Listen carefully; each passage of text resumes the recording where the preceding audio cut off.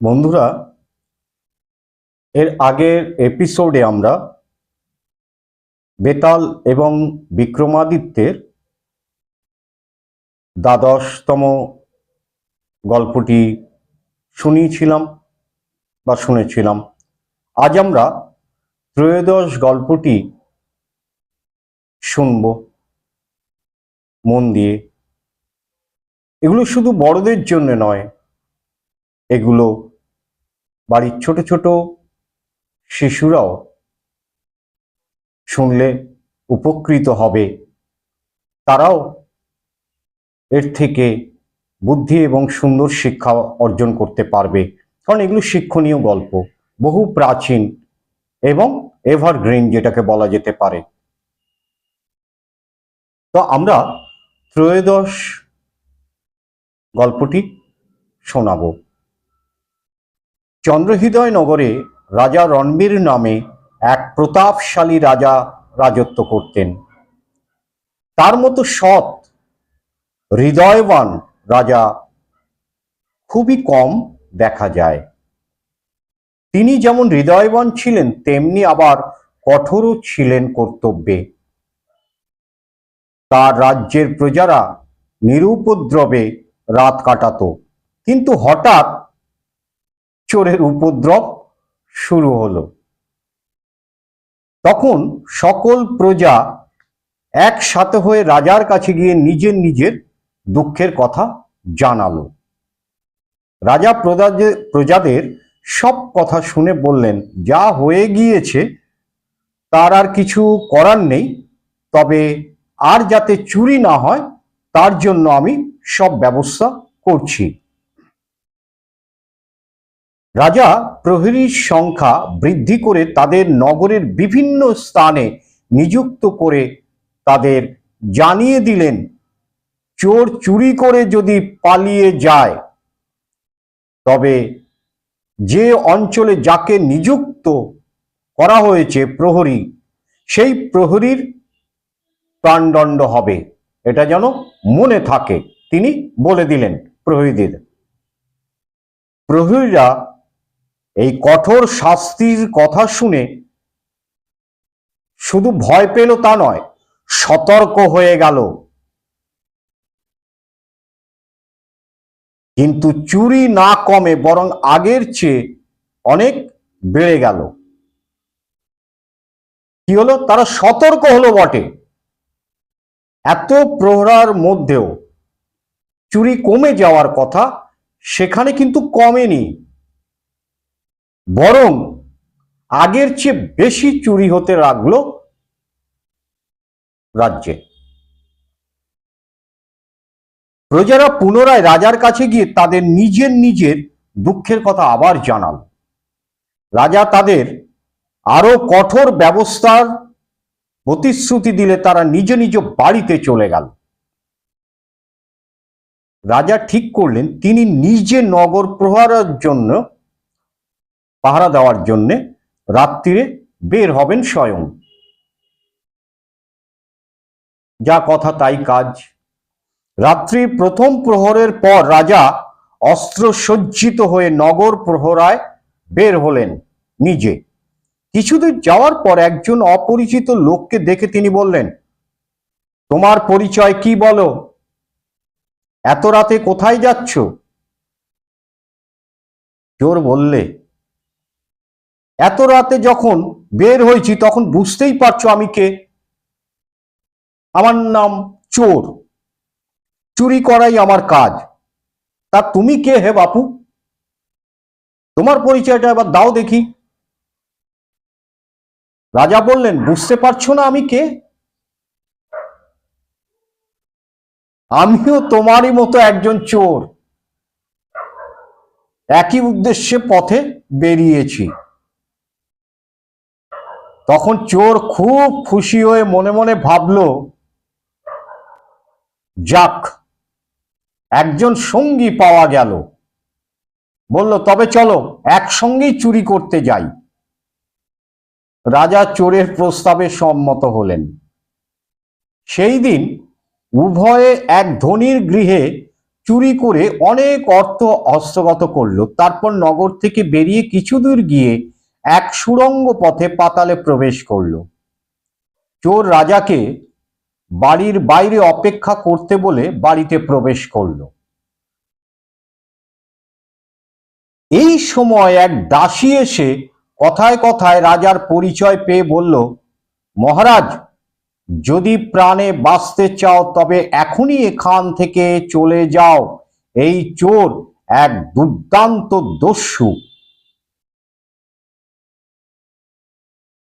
রাজা এই কথা শুনে বললেন, আমি তো বাইরে যাওয়ার পথ চিনি না।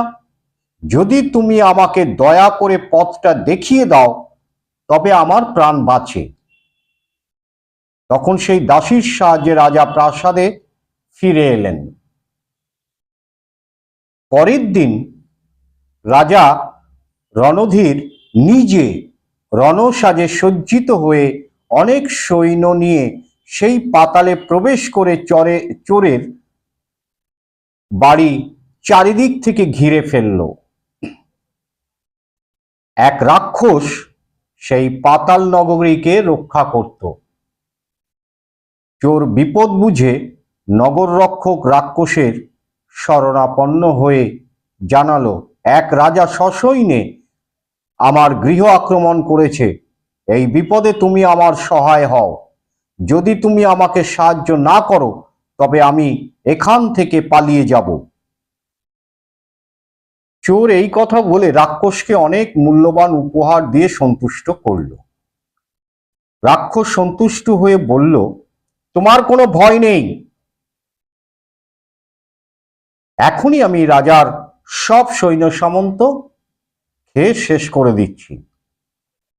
এই কথা বলে রাক্ষস সেখানে উপস্থিত হয়ে রাজার সৈন্য সামন্ত হাতি ঘোড়া সব খেতে আরম্ভ করলো। এই অবস্থা দেখে সৈন্যরা প্রাণভয়ে পালাতে আরম্ভ করলো, যে যেদিকে পারল।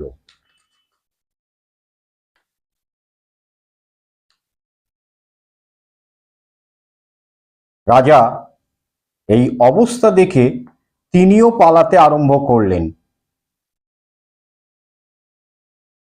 রাক্ষসের সহায়তায় চোর সাহসী হয়ে রাজার পিছু ধাওয়া করলো। রাজার কাছে এসে চোর রাজাকে তিরস্কার করে বলল, ওরে ক্ষত্রিয় কুলের কুলাঙ্গার, রাজা হয়ে কাপুরুষের মতো যুদ্ধ না করে পালাচ্ছিস? তোর মতো রাজার নরকবাস হবে। তখন রাজা চোরের এই বিদ্রূপ বাণ সহ্য করতে না পেরে প্রাণ ভয় তুচ্ছ করে চোরের সঙ্গে যুদ্ধ করতে আরম্ভ করলেন। ভীষণ যুদ্ধ চলল দুজনের মধ্যে। অবশেষে রাজা চোরকে পরাজিত করে তাকে প্রাণে না মেরে বেঁধে নিয়ে এলেন রাজধানীতে। বিচার করে শুলদানের আদেশ দিলেন রাজা। গাধার পিঠে চড়িয়ে নগর ঘোরাতে লাগলেন।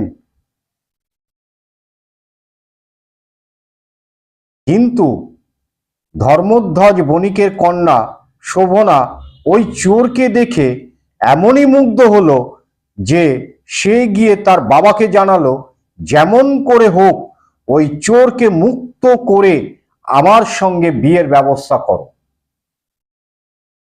বণিক বলল, এ প্রস্তাবে রাজা কিছুতেই সম্মত হবেন না, কারণ এই চোরকে ধরার জন্য রাজার অনেক সৈন্য বিনষ্ট হয়েছে, এমনকি রাজার প্রাণও চলে যেতে পারত। শোভনা বলল, তোমার সমস্ত সম্পত্তির বিনিময়েও যদি ওকে মুক্ত করে আনতে পারো তবেই তাই করো। যদি ওকে আনতে না পারো তবে তোমার সামনে আমি আত্মঘাতী হব।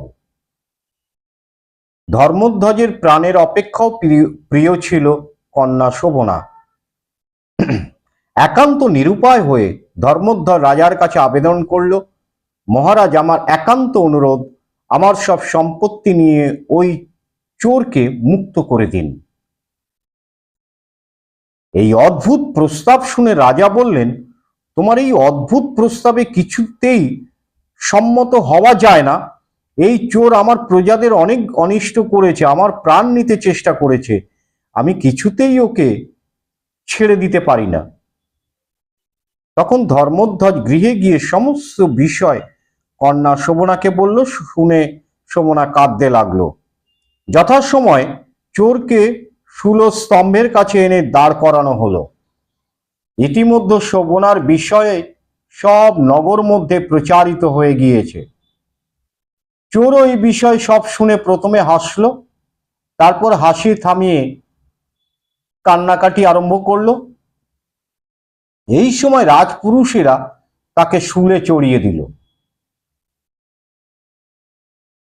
শোভনা চোরের মৃত্যু সংবাদ শুনে বদ্ধভূমিতে উপস্থিত হয়ে চোরের সঙ্গে একই চিতায় মৃত্যুকে বরণ করে নিতে চিতায় আহরণ করল। এই চিতার পাশেই দেবী কাত্যায়নীর মন্দির ছিল।